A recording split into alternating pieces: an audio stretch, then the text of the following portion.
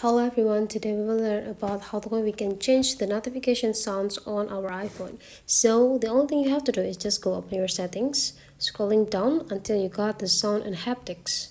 Just go tap it. Now there will be a lot of options that you can set or change or customize here.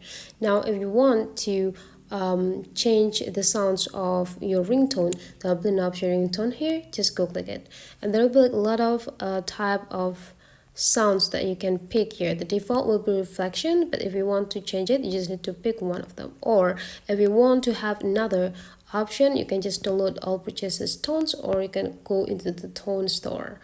And now you just need to pick one of the newest sound that you want to use, and you just need to go back and you're done. Whenever you got a call, now the notification sound will be changed into this. So that's for today's tutorial. Hopefully you enjoy it, and let's meet again into other tutorial.